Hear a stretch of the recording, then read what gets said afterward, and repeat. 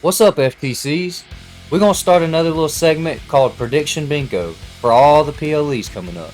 And what that means for the FTCs is we will be creating new bingo cards for every PLE so you guys can play too. BINGO. Let's go.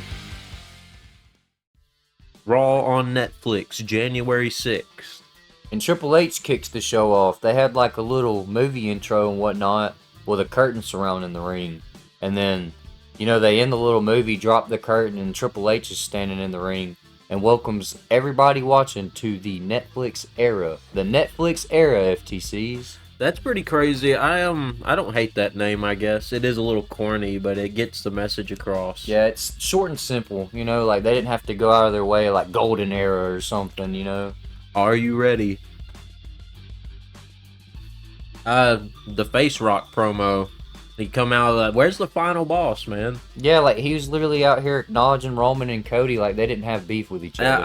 I had tuned into the show with The Rock hugging Cody, and I was like, what's going on? Like, so was this corporate Rock maybe that we seen on Raw's Netflix? I think this was majority shareholder TKO of the board Rock. You know what I mean? Like, I don't know. That's just a little confusing to me. I was expecting him to be a bad guy when he come back. He did literally say, Cody Rhodes, when I come back, I'm coming for you in that title. And then now he's like, oh yeah, good job for the last year, And now they're like hanging out, taking a shot together and stuff. And he's like, I beat your head in with a tour bus last year. Now they're promoting drinking and driving on Raw. So I don't know about that. But then that little segment got us moved into the Roman versus Solo Ulafala match, which was like for the head of the table spot. Throughout this match, a lot of stuff happened. KO attacks Roman, and then Cody has to come and back up Roman and take out KO. Yeah, KO had no business being out there involving himself in tribal combat. And it's weird enough. Like Roman Reigns is the one who got he caught the victory. He is the OTC, the original, and still is the tribal chief. We acknowledge you, Roman Reigns. I acknowledge you, Roman Reigns. All right, I know I was kind of a Solo supporter. He was brainwashing you. It's okay. I was a sucker for the improvement, man. But also, The Rock was the one who put the Ulafala back around the neck of the tribal chief. It wasn't Paul Heyman like we thought it was going to be. Like, Rock came back out, put the Ulafala around his neck, and acknowledged him. So the match was fun. It was kind of slow. It was kind of played out like a lot of Solo's matches where he dominates pretty hard in the beginning. Mm-hmm. And then once the other guy gets the other hand, like upper hand at some point, the bloodline interference started.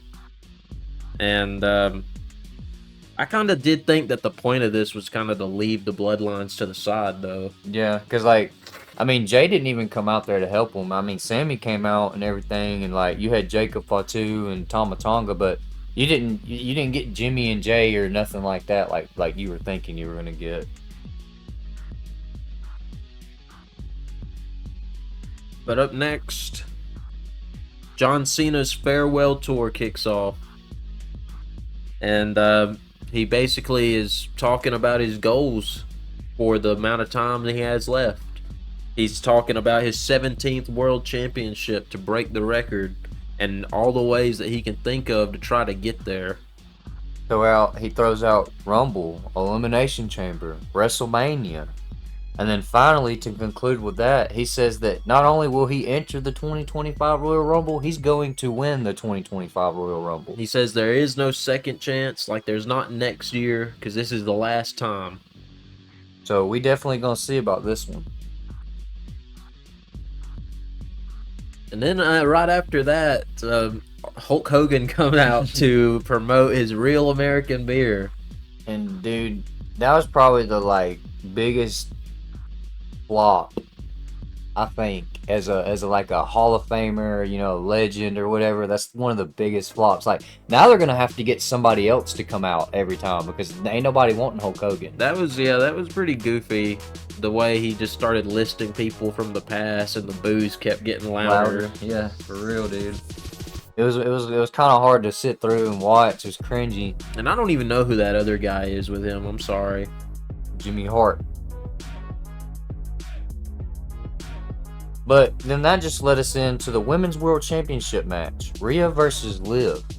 And all there is to say out of this for me is Mommy is once again our Women's World Champion. And I'm perfectly fine with it. I was surprised by that title change, for real. I'm wondering what direction this is going to go in next. Yeah, because like unless they're trying to bring somebody back now or something, like who's next for Rhea? Because I mean, Liv and Rhea can't go again with Rhea having the title. It wouldn't make sense. I would hope that they wouldn't try to do that again. I did feel like this match kind of lost a little bit of steam, but they picked it right back up again when the Undertaker come out and like did his thing with the American Badass, driving the motorcycle, being really cool. Yeah, American Badass showed up at the end. I guess give flowers to Rhea Ripley is what it looked like, which was pretty cool. And we can't forget to talk about Dominic trying to switch up. And then he got his nuts punched. Yeah.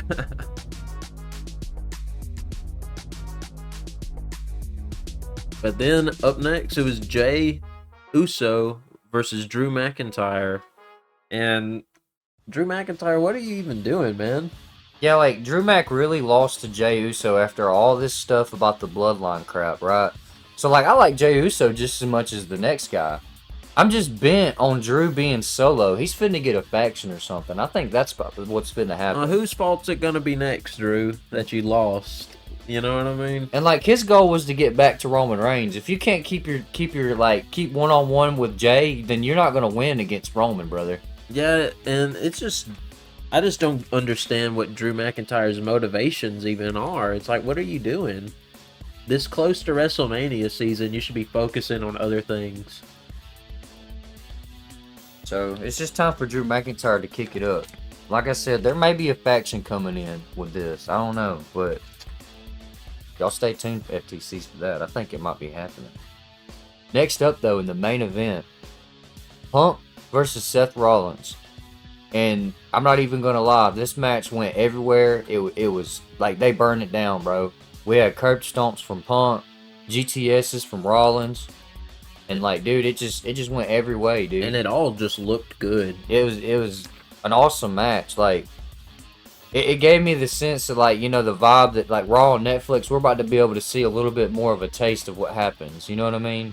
So that's always something spectacular. Like, especially being that the last few, you know, like years or whatever, we've been kind of like trying to get something amped up. So that's awesome. And I noticed like the slower, like kind of theatrical, like almost flow of the match. And I kind of liked it in some spots, but in other areas I was like, it kind of felt a little animated. Yeah, definitely choreographed a little too much maybe. But CM Punk does come up with the win. He beat Rollins. CM Punk has still got it. Nobody can say otherwise. So I'm gonna ask you, Devin, my number one CM Punk fan over the here. number one CM Punk consultant of all time.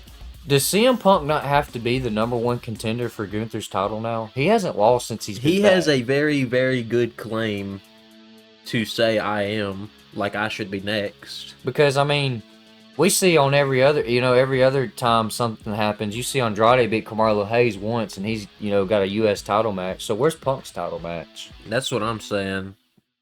Let's give it to him, guys. But yeah, for a phenomenal match, like most of these matches really, like they had a good story behind them. They all had meaning. One thing I didn't like about the Raw on Netflix is like I felt like we needed some Gunther. We needed more of some of the guys that are on Raw all the time. They had the Gunther and Logan Paul like beef at the kickoff show, and they didn't really do anything with that at the actual Raw on Netflix. And that gets us into our other sports news. So like another thing we didn't like was like on NXT show on Tuesday, they actually had the Final Boss Rock come out, and like that left me and Devin confused. We're like, well, why would you not come out as the final boss on Raw's Netflix, but you will on NXT. And everybody else kind of felt the same way. I've just been reading comments and stuff. It's like, where was this Rock last night? Yeah, because, like, it would have been interesting, you know? Cody in the crowd and everything. Like, it would have been interesting. So, I don't know. Like I said, maybe we seen a side of Corporate Rock or something on Monday Night Raw on Netflix. But another thing everybody's been talking about is Travis Scott on the entrance with Jey Uso. He's out there smoking doobies. Yeah, that's pretty crazy. You know Matt Riddle over there at home sitting there all angry, talking about, what up, bro? Yeah. Man, forget about Matt Riddle. I'm surprised he got any kind of push at all. I never liked him. But it was different, you know. We got Travis Scott. We got, you know, like, we got a different ring attire. A completely different ring attire. It was a really good, like, show just in general. Like, one of the best Raws of all time, maybe. The refs got new gear. Like, we just got a bunch of new in this, and I like it. Like, we're not going to hate on everything new, you know. Like, some things are good to change. With that being said, though, what's next for Punk? Will he be the #1 contender? And where do you think Gunther's going to pop up next? And Mommy becoming the new Women's World Champion. What's next for her? Who's she going to be facing? You'll just have to catch us in the next episode to find out. Get ready for PLE Bingo. And that's about it for this episode. Like, comment, share, and subscribe. As for the fan connection, we're out of here.